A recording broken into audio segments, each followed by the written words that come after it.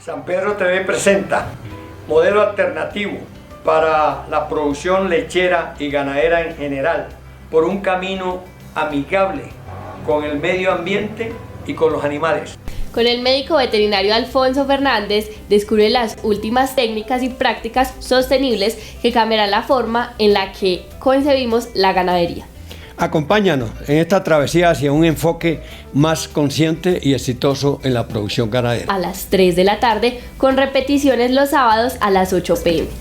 Estamos en la red por Facebook y por YouTube. Agradeciéndole antes que todo al Señor y a todos los amigos que permiten que logremos hacer este video para informar, para tratar de aclarar una cantidad de conceptos que venimos manejando ya hace más de un año y que queremos irle dando forma a lo que perseguimos con estas charlas. A ver, sabemos desde hace más o menos unos 40 años que adquirimos un compromiso con nuestra profesión. En el año 79, a mediados, salimos de la Universidad de Antioquia. Y desde ese momento encaramos una profesión, yo digo que con mucha altura, con mucho respeto. Respeto que algunos de nuestros profesores nos los infundieron desde la academia. Llegar al norte de Antioquia, donde ya llevábamos más o menos unos 15 años el boom de la lechería, donde el colonizador, que es la papa, ya había entrado en un 50, un 60% de las tierras del norte de San Pedro. Esto nos pone un gran reto como médicos, es velar por la salud de los animales. Y para poder velar por la salud de los animales como médicos, nos salimos del formato de que si usted lo alimentan y usted le traen cuido y le pican pasto y le llenan la canoa, usted va a estar aliviado.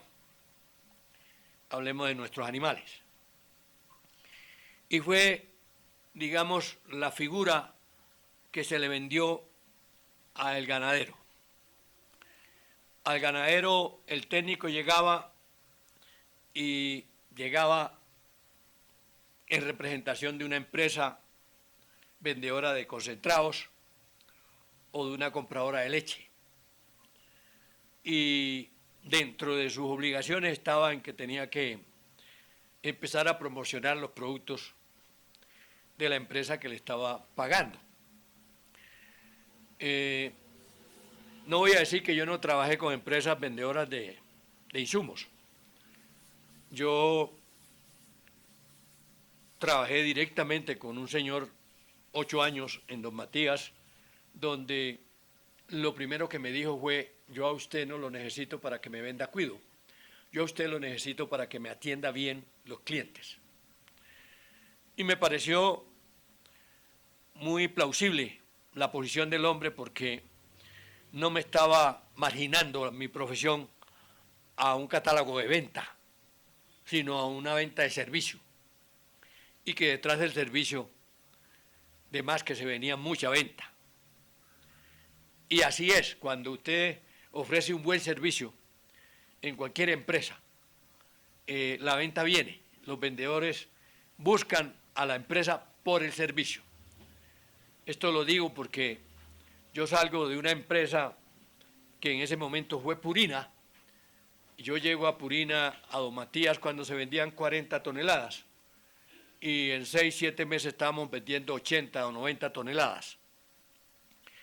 Y de pronto los señores de Purina no les pareció mi manera de vender, porque me decían que yo un 70% lo dedicaba al servicio y que un 30 o un 40 lo dedicaba a la venta y que debería ser todo lo contrario. Yo les decía, hombre, yo discrepo con esa posición de ustedes, porque es que si estamos vendiendo alguito ahorita, es porque detrás del servicio, y muchos me dicen, doctor, yo le voy a comprar los cuidos de Purina, en ese entonces eran los más caros, se los voy a comprar por el servicio suyo. Óigase bien, así me lo decían los ganaderos. Y para que la empresa Purina me dijera que por ahí no era, yo me sentí un poquito defraudado y les presenté la renuncia, porque yo he sido de ese talante. Yo no necesité que me echaran. Les dije, si no les sirve la manera como yo estoy haciendo la promoción de la venta con el servicio, antes que todo, entonces apague y vámonos. Y un señor que, conocido del norte de Antioquia, porque hay que rendirle un homenaje a este hombre, aunque después de muerto, don Alfonso Betancourt, de Don Matías, el tipo que más cerdo llegó a vender en la feria de Medellín para esas épocas. Y este señor me llama y me dice, yo a usted lo necesito y le voy a pagar mejor y le voy a pagar esto y le voy a dar los viáticos del carro. Bueno, fue casi que la noche con el día y lo necesito para que me atiendan bien los clientes. Él en ese entonces estaba vendiendo unas 350 toneladas y nos pusimos a vender ligerito las 500, porque las 80 o las 40 que se habían ido para Purina se vinieron nuevamente para Contegral. Esa es la historia. Entonces yo sí trabajé pero bajo esa figura del respeto por la profesión. Y ahí me dijo, ponga una venta de droga, doctor, diga qué necesita y se va a ganar el 30% de las utilidades de esa venta. Son para usted. Eso es un tipo que quiere servirle al profesional. Y le dice, listo, armemos esto, necesitamos esto, y cada mes liquidaba la droguita con la secretaria y esa era otra entradita que me servía. Entonces, toda esta historia es para decirle que mi mayor compromiso con el norte ha sido con la salud de los animales. Y el temita que traigo hoy es un tema relacionado con la cría y el levante, porque me ha fascinado la parte de la cría, la reproducción. Yo hubiera sido ginecólogo, hubiera trabajado por el lado de la reproducción. Entonces, cuando empezamos a manejar las crías en las fincas y empezamos a tener una cantidad de preguntas, miren, cuando empezábamos a manejar la inseminación y todavía había muchos toros criollos, digamos, toros criados en la finca, y resulta que cuando llegaban las novillonas paridas, las del torito cachiporro, que muchas veces se la ponían al toro, era porque no se había fertilizado con el semen, inmediatamente ponían el toro y el toro la fertilizaba y ocurría a los 2 o 3 años que esas novillonas, hijas de los toros, salían mejores en leche que las hijas de levation o de los toros inseminados. Y surge la pregunta, ¿por qué? El por qué. Y tuvimos que meternos un poquito en los clones, en la genética y cómo la herencia de la adaptación se lleva en la sangre. Cuando los tropicales desarrollamos todas las capacidades de defendernos de las malarias y de muchas enfermedades tropicales, fue porque nos criamos en el medio donde estaban las epidemias y las pestes y fuimos contaminados a unas dosis que no eran suficientes para enfermarnos, pero que logramos crear unos clones y teníamos unas líneas inmunológicas ya heredadas para defendernos de las infecciones. Es un proceso hermoso que ocurre con todos los mamíferos y todos los de sangre caliente, por decirlo así. Entonces, empezamos a preguntarnos qué fallas teníamos en el momento de la cría. Y arrancábamos desde la calidad de la calostra. Hombre, claro, y hubo que leer mucho sobre la calostra. Y cómo la calostra de la vaca de tercer o cuarto parto es mucho mejor que la novillona de primer parto, por lo mismo que estamos diciendo, por lo que lleva, las defensas que lleva, los contactos que ya la madre ha tenido, porque ya lleva un buen rato viviendo y peleando con el entorno, donde están los virus, las bacterias y los parásitos. Y empezamos a entender esa parte. Para los que nos he interesado mucho la inmunología, no nos parecía difícil de entenderlo. Y empezamos a decir, bueno, al nacer la ternera, que haga contacto con el medio. No un contacto, no un medio contaminado con unas concentraciones altísimas de bacterias, sino que haya una contaminación, digamos, leve, ni muy estéril, porque es que no se trata de esterilizar los corrales, ni más faltaba, ni los chiqueros, ni las salas cuna, sino que tengamos unos niveles de bacteria suficientes para estimular las defensas, pero no tan altas para generar la enfermedad. Es como una especie de vacuna, ¿no? Directamente con el contacto con las bacterias. Y es lo que entendíamos desde muy pequeños, que había que crecer gateando. En las tierras calientes nos tocó crecer de esa manera y adquiríamos las líneas inmunológicas. Entonces, empezamos a ver que venía unos animales que nacían con una deficiencia inmunológica, porque sabemos que las defensas en nuestras hembras, de nuestras vacas, no se transmite por la placenta como ocurre con nosotros, por el tipo de placenta, sino que se transmite a través de la calostra. Y que esa calostra de pronto venía muy deficiente. Y ahí empezamos a entender del manejo de la hembra en el preparto, porque es importante ajustarle la parte nutricional de la vaca antes para que forme sus buenos niveles de líneas inmunológicas, inmunoglobulina A y la B, y las líneas inmunológicas que tiene la calostra.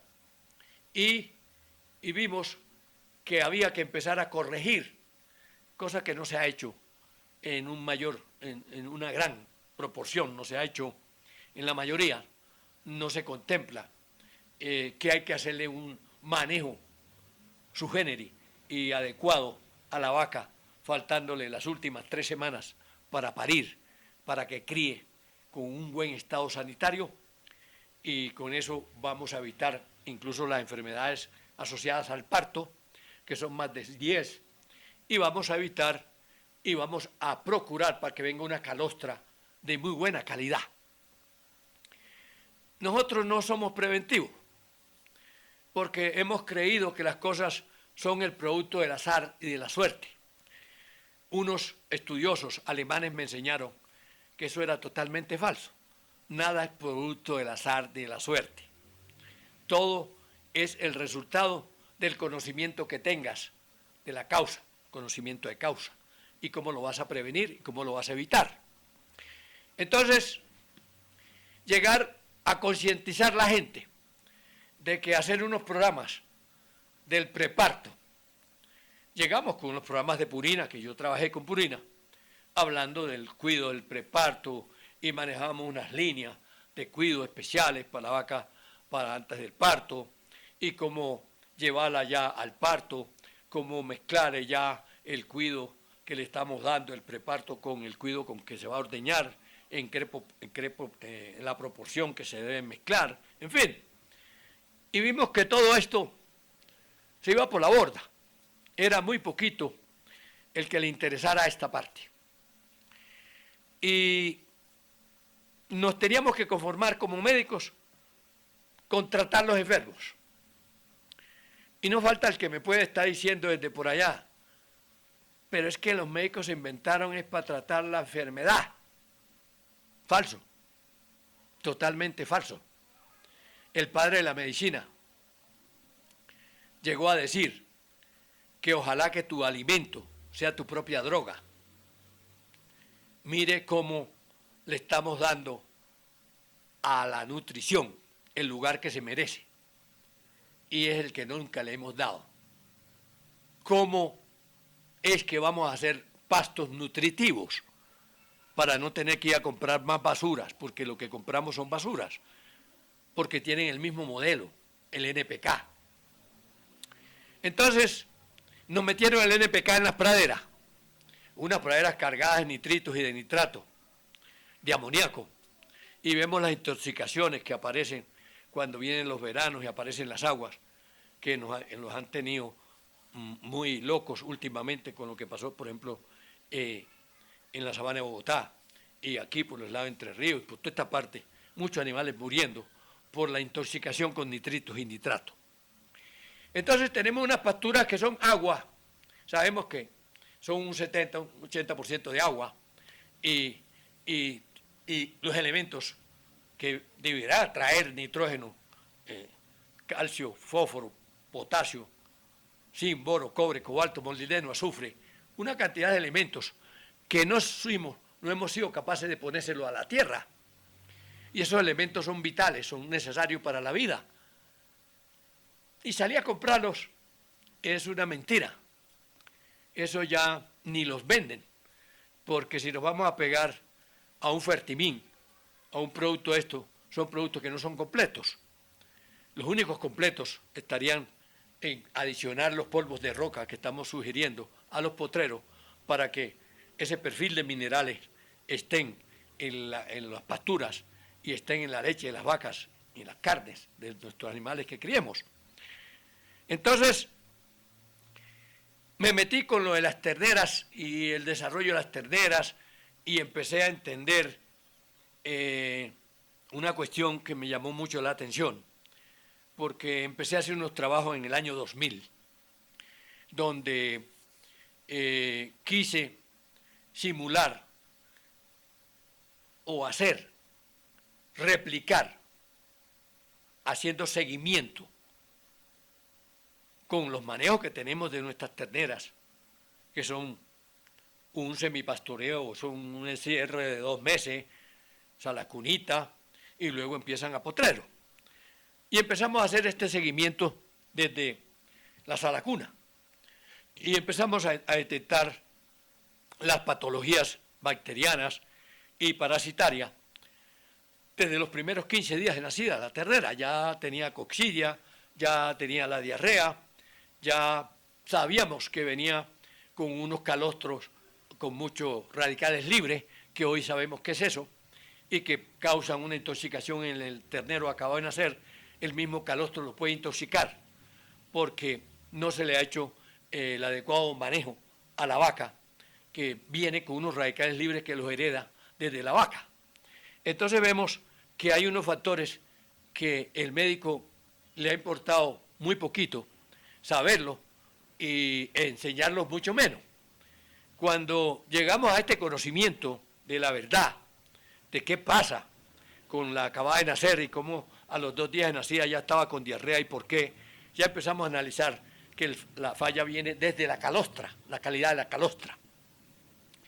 Y luego, a los 8 días de estar ya comiendo tierrita o en un corral donde hay humedad, aparece la coccidia, que es esa diarrea con sangre que mataba mucha ternera y mata todavía, y empezamos a entender que falta la clínica, falta el médico clínico que eduque y que enseñe y que controle. No se hacen controles. Los controles se deben hacer mínimo cada 2 meses de pesaje para mirar conversión. Y esto me llamó mucho la atención. Yo dije, me encontré un par de ganaderos, 3 ganaderos muy buenos para esa época, que le vendí la idea y me dijeron, listo, empecemos. Y empezamos a pesar cada mes. Traíamos las terneras y las parábamos más o menos con la cinta, un peso más o menos aproximado, y empezamos a notar, caramba, que unas terneras en un mes se podían ganar 20 kilos, y otras 5, otras 10, otras no ganaron, otras que perdieron. Y dije yo, por Dios, ¿qué es esto? Y traigo aquí un resumencito de un trabajo que hice en una finca aquí con un ganadero amigo mío. Y lo voy a nombrar, porque yo sé que a él no le va a chocar. Don Gilardo Guerra. Fue un cliente que lo atendí más de 15 o 20 años. Es mi amigo. Y tuvimos una gran amistad hace muchos años. Y son muchas las cosas que vivimos y que logramos hacer en su finca. Esto fue el 17 de mayo del año 2000. ¿Qué fui a hacer a esa finca? El 17 de mayo del 2000. Fui a hacer un pesaje, después que le vendí la idea, de que miráramos esas 14 animales que estaban alrededor de los 350 y los 300 y los 200, los 290. Los más livianitos estaban en 280, el más liviano 2, y los más grandes podían estar en 370. Y cogimos ese lote de 14 animales. Teníamos la fecha, el número, perdón, faltó ver estudiado el antes, pero hicimos un corte. El pesaje lo hicimos el 17 de mayo, que fue el día que fui, el primer día que fui a la finca. Y en ese pesaje tenemos el número del animal y el peso, y a los 75 días, el 2 del mes 8, el 2 del mes 8, fui el 17 del mes 5 y luego el 2 del mes 8. Mal contado 75 días. Volvimos a pesar con la cinta. Y a sorpresa, ¿no? A sorpresa. ¿Qué encontramos en este pesaje? Es el análisis que quiero que hagamos hoy, porque hoy hace más de 20 años que hice esta evaluación. Yo creo que esto tiene que ir cobrando importancia para los que crían hoy. Y estos conocimientos no los ha divulgado nadie. Es lo triste, que nadie se ha metido en la cocina del ganadero, nadie se ha metido a ayudarle a que su plata no se le pierda. El propósito era ese, saber cuántas estaba perdiendo. De estos animales, la mitad, afortunadamente, 1, 2, 3, 4, 5, 6, 7 animales. Quise coger un corte de más de 600 gramos día y resultaron 7. Uno con 688, otro con 665, otro con 822, otro con 1000 gramos, otro con 1100, otro con 1200 y el último con 800 gramos día. Esos 7 animales promediaron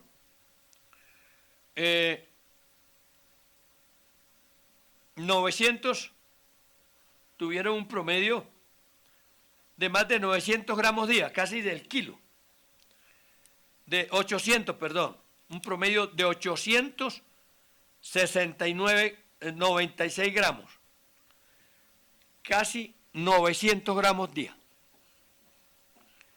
Óigase bien, una belleza. Yo digo que unos animales a sol y agua, con estas conversiones. ¿Y qué pasó con el resto?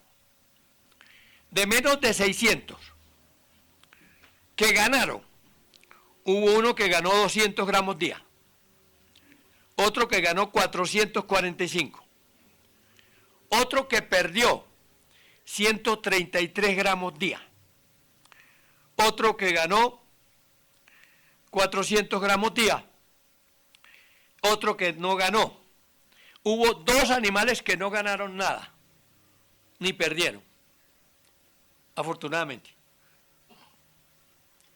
Uno que perdió 133 gramos día. Ese animal pasó de 316 kilos y cuando lo volví a pesar a los 75 días tenía 310 kilos. Entonces, esto nos pone a reflexionar un poco sobre la pregunta, ¿dónde está la falla? ¿Por qué en igualdad de condiciones se presentan estos datos? ¿Sí? Animales que 7 ganaron 896 gramos día, casi 1 kilo diario, y 7 que solamente ganaron 211 gramos. Por Dios, si sumamos los dos y los dividimos, no llegamos, da 1100, nos queda 500 y pico, promedio. Aquí se pierde la plata. Entonces la pregunta que el ganadero se debe hacer, doctor, ¿qué debemos hacer para evitar esto? Porque no tiene lógica que 7 animales me ganen un promedio de 900 gramos día, más o menos, y los otros 7 solamente ganen 211 gramos día. Y hagámosle cuenta a la plata que se pierde y el tiempo. A mí, yo desde hace muchos años le he dicho a los ganaderos, hombre, hagamos cuenta, ¿eso para qué? ¿Eso para qué? ¿Eso para qué? ¿Eso para qué? Hombre, hay que hacer cuentas, porque vamos a llegar el día en que estamos trabajando para que nos vean, y es lo que está ocurriendo hoy.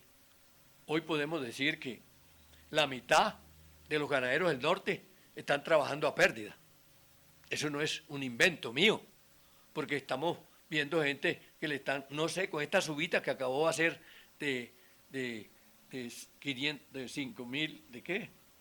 Del 5.36% en el precio base de la leche, el 5.36%, eso no cubre ni los aranceles, según un economista que le oí lo que dijo con respecto a esa suba. O sea que quedamos casi que igual. Entonces, yo invito a los ganaderos a que hagamos cuentas. Y estas cuentas las traigo a flote hoy, después de 20 años. ¿Por qué? Porque yo me he preocupado por esto. A mí me ha llamado mucho la atención la plata que se pierde en el norte por la mala formación de los ganaderos. Por ahí, Fedegan ha metido una plata muy grande que para educar ganaderos. Qué bueno que los profesores que vayan a educar a los ganaderos sí sepan educar. Sí vayan detrás del cheque del ganadero y no del cheque de las empresas. Porque es que aquí nos han infundido una educación donde lo que nos educan es para que compremos más y no para que reduzcamos las compras. Aquí los profesionales salimos de las universidades, somos catálogos de venta. No salimos a llevarles ideas y a crear modelos de producción diferentes para lograr corregir y recoger las pérdidas que tenemos, que son grandísimas en el norte. Las vengo cantaleteando hace más de 15 años ya, desde que estaba en Entre Ríos. Entonces, traje el tema de las terneras porque ayer volví a revisar un lote de terneras que hace casi aproximadamente un año las revisé por aquí, por el lado de la Pretel. Eran unas terneras Yerholes que estaban alrededor de los 200 kilos, 160, 200. Encontré unas terneras enfermas, porque es que hablar de enfermedad no es que usted esté demeritando al dueño. Un animal se enferma porque el médico, al revisarlo, que es lo que yo vengo haciendo hace 45 años, encuentro que no tiene un cuadro respiratorio normal. Sencillamente por eso yo puedo decir que el animal está enfermo. Y la gente se asusta. Y a mí los ganaderos me dicen, doctor, pero ¿cómo que todas mis vacas van a estar enfermas? Le dije, entiéndeme una cosa, es que tú puedes estar aparentemente sano, pero vas donde el médico y te hace un perfil y te van a decir, mire, ojo con esto y con esto y con esto y con esto. Entonces, eso nos ha faltado a los médicos veterinarios. Se nos olvidó que somos médicos y que podemos hacer los perfiles metabólicos y que podemos medir todos estos parámetros que nos miden a nosotros, pero eso sale muy costoso y eso no funcionó, eso se intentó hacer. Yo digo que la mejor herramienta que tenemos nosotros los médicos veterinarios es el fonendoscopio, porque a través de él podemos saber cómo está la ventilación de esa máquina y saber si hay inflamación interna o no. Por Dios, eso es una de las mejores sabidurías que la ciencia veterinaria hoy no ha sabido explotar, pero yo llevo 45 años trabajando a través de esa sabiduría. Yo mi fonendo no me lo quito y no le falto el respeto a mis pacientes porque me doy cuenta que tan bien conectado está con el cosmos. ¿Qué tal unos pulmones inflamados? ¿Qué tal lo que nos pasó con el COVID? Por Dios, si usted no ventila, si no satura el 80, 84% ya es de riesgo. Entonces, ¿por qué no nos importa la ventilación de nuestros animales? ¡Qué tristeza! Yo he dicho, hombre, la sensibilidad que tenemos hacia nuestros animales, tenemos más sensibilidad para los perros que para las vacas. ¡Qué tristeza! Que las vacas nos alimentan y los perros yo creo que nos quitan alimento. No estoy contra las mascotas, pero tenemos que profesarle amor y cariño a nuestros animales que nos dan la vida y que nos dan alimento, como son las vacas, que la llaman la madre de la humanidad. Entonces,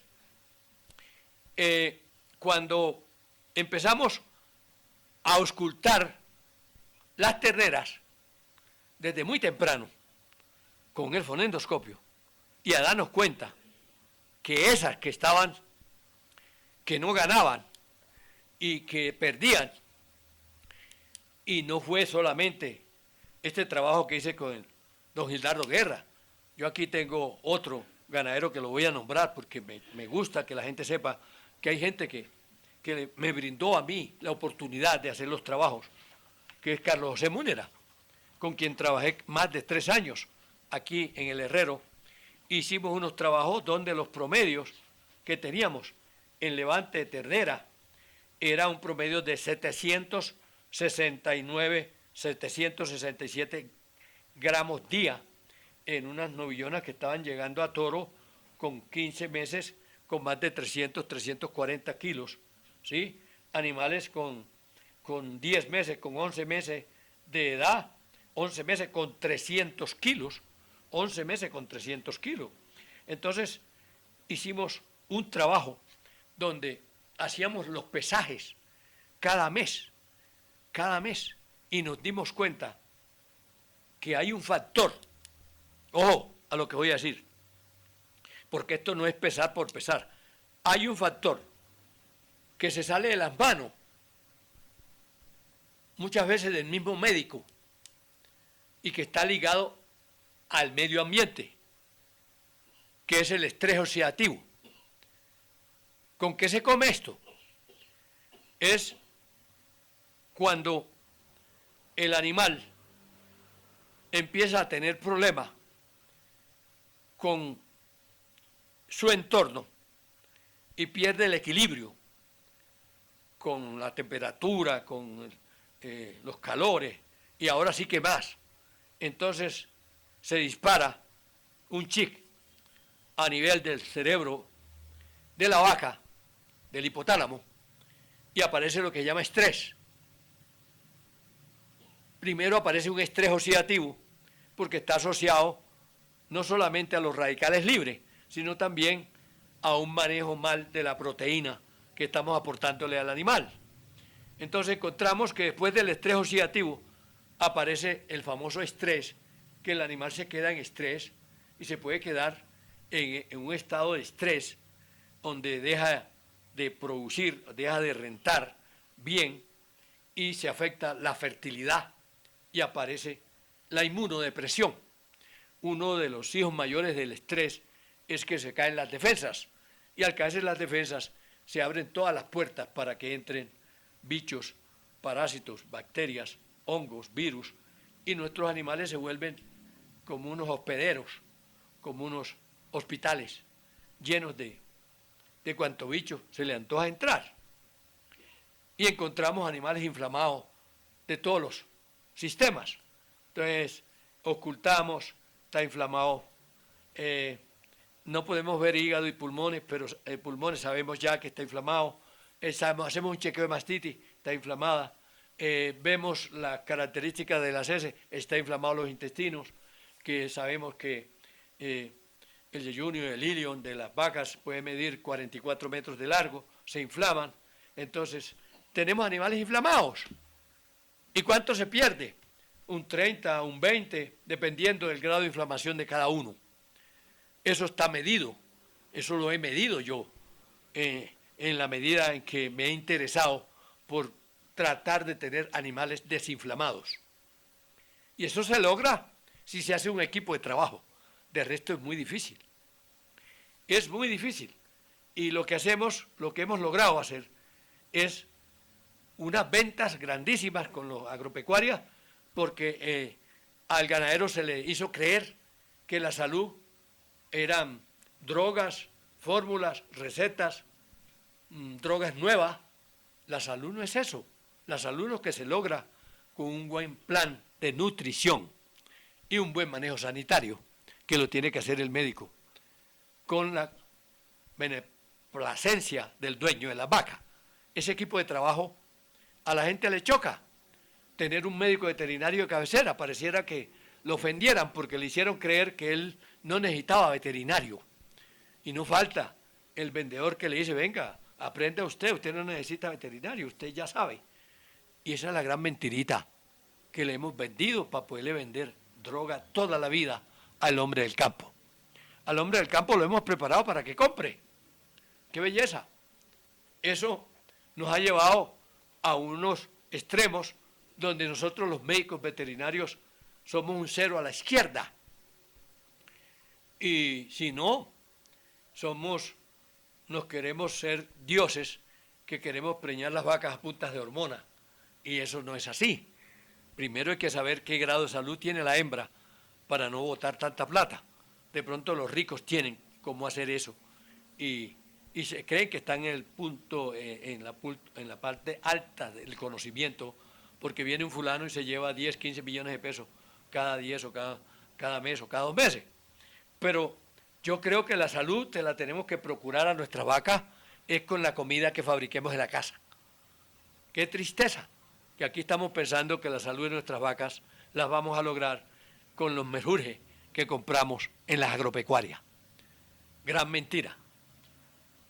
Entonces, con el levante de terneras, me metí con un ganadero que me dio la oportunidad de que le manejara la finca 3 años aquí en El Espinal, Juan Guillermo Posada, y logré levantar terneras. Tuve una ternera que me descrestó porque me ganaba 1.150 gramos día. Y fue durante una etapa casi de todo un año, porque la pesaba mensualmente. Esto me daba la razón de que necesitamos la presencia del médico clínico, que lo que tenemos es la ausencia del médico clínico. Entonces, yo me ufano de que si un médico clínico, ahorita tengo un contacto con Europa, donde una convocatoria, donde están buscando médicos clínicos que quieran hablar de salud. Y yo creo que yo llevo 45 años detrás de la salud de los animales.